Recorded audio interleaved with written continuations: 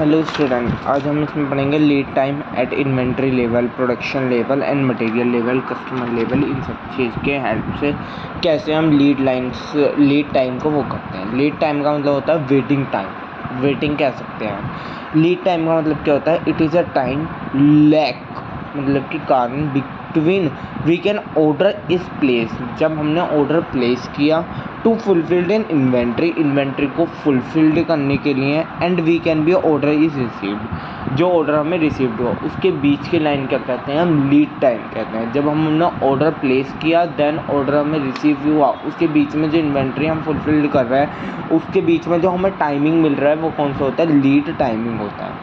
It is a amount of timing between starting of supply chain. ये वो amount है जो कि हमारी, अगर हम प्रोडक्शन के हिसाब से बात करें तो सप्लाई ऑफ चेन जो है and completion of the same process.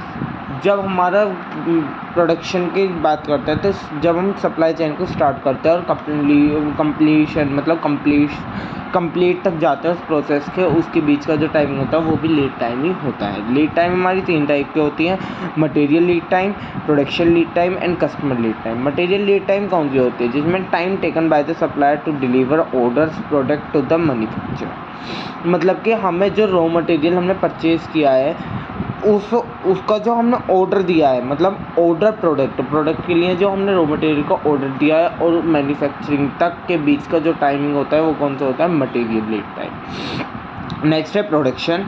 और जो हमारा मैन्युफैक्चर ऑर्डर कर रहे हैं वो हो गया हमारा ऑर्डर। हमने ऑर्डर दिया कि इतने यूनिट्स आप मैन्युफैक्चर करें, और जो फिनिश गुड्स तक तैयार होकर उसके बीच जो फिनिश गुड्स रिसीव्ड हो रहा है उसके बीच का जो टाइम हो गया वो हो गया लीड टाइम। प्रोडक्शन के थ्रू, मटेरियल के थ्रू जो ऑर्डर ले रहे हैं हम रॉ मटेरियल का वेंडर से, और हमारा मैन्युफैक्चरिंग के थ्रू तक जितना जा रहा है उसके बीच का टाइमिंग हो गया। और इसमें क्या हो गया? मैन्युफैक्चरिंग के जितने यूनिट हमने कवर करने के लिए दिए हैं और फिनिश गुड्स हमें रिसीव्ड हुआ उसके बीच का जो हो गया वो हो गया हमारा production lead time. Customer lead time कौन सी होती है? कस्टमर लीड टाइम वो होती है जो कंपनीज क्या करती हैं, अपने प्रोडक्ट को डिलीवर करती हैं कस्टमर्स तक। मतलब कि कस्टमर्स क्या हो गया इसमें? ऑर्डर, कस्टमर्स ने ऑर्डर दिया और कस्टमर्स के प्लेस तक ऑर्डर को पहुंचाना, उसके बीच का जो टाइमिंग हो गया वो हो गया लीड टाइम। जैसे कि आपने देखा होगा अमेज़न, मिंत्रा, इन सब पर आप ऑर्डर प्लेस कर देते हो, आपको टाइमिंग मिल जाता है कि स्पेसिफिक टाइम में इतने में आपके यहाँ पर पहुँच जाएगा इतने देर तक। तो वो क्या हो गया? मतलब लीड टाइम हो गया, मतलब वेटिंग करा रहा है, वो हमें बता रहा है कि हमें इतने टाइम तक ये चीज़ें प्रोवाइड हो जाएंगी। लीड टाइम का फॉर्मूला क्या होता है?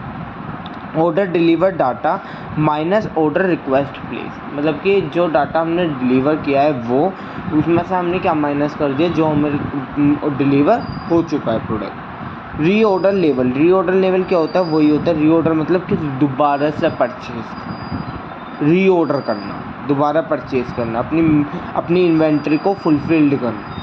जैसे हमारी इन्वेंट्री 50 की बची है, 5 दिन की बची है, और हमारा जो ऑर्डर आता है वो कितने में आता है? 10 दिन में आता है। तो हमें वो उस पहले ही क्या करना? रीऑर्डर करना, मतलब टाइम पर ही रीऑर्डर कर लेना।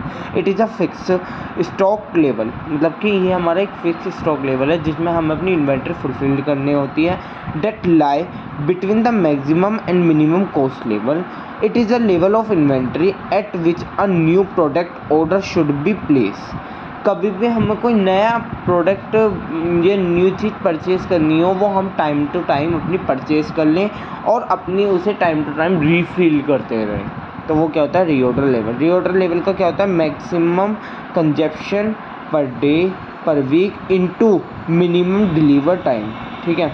या रीऑर्डर परचेज का क्या होता है? Minimum stock plus average consumption plus during normal delivery time. जो हमारा नॉर्मली डिलीवरी टाइम है उसे ऐड कर लेंगे, इस जितना हमारा मिनिमम स्टॉक है उसे ऐड कर लेंगे, और एवरेज जो निकल रहा है हमारे कंजप्शन का उसे भी हम ऐड ऑन कर लेंगे। तो वो हो गया रीऑर्डर लेवल। अब हमारा है ABC एनालिसिस।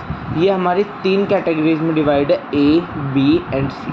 ए मतलब कि जो हमें यहाँ, जैसे कि हमने सपोज डेट जो हमें बाहर से परचेज़ करना होता है रॉ मटेरियल जो इजीली हमें अवेलेबल नहीं हो पाता, वो होता है ए कैटेगरीज में। इसमें आता है 70 से लेकर 80 तक के बीच के जितने प्रोडक्ट्स के होते हैं। जैसे कि आप देखते होंगे कि अगर आप बहुत से बाइक्स हो गई, कार्स हो गई, उनके क्या होते हैं कि कुछ स्पेरिकल पार्ट्स या इंटरनली पार्ट्स जो है वो मिलते नहीं हैं, वो हमें बाहर से अवेलेबल कराने होते हैं, तो वो कौन सी कैटेगरी होती है? ए, जिसमें और इसमें हमारा प्रॉपर्ली यूटिलाइजेशन करना होता है ए वाले में। बी क्या है? जो कि हाँ हमें पता है कि हाँ से हमें आसपास से मिल भी सकते हैं, जो हमें मिल ही जाते हैं ज़्यादातर, उन पर हम क्या करते हैं, ज़्यादा एनालाइज या ज़्यादा ध्यान नहीं देते हैं, क्योंकि हमें पता होता है कि हमें आसपास से कहीं ना कहीं से मिल ही जाएंगे। और सी क्या है? जो बिल्कुल डेली बेसिस पे होता है, जैसे कि हमें गेहूँ हमें डेली बेसिस पे मिल सकते हैं, चावल है नहीं, जो हमें डेली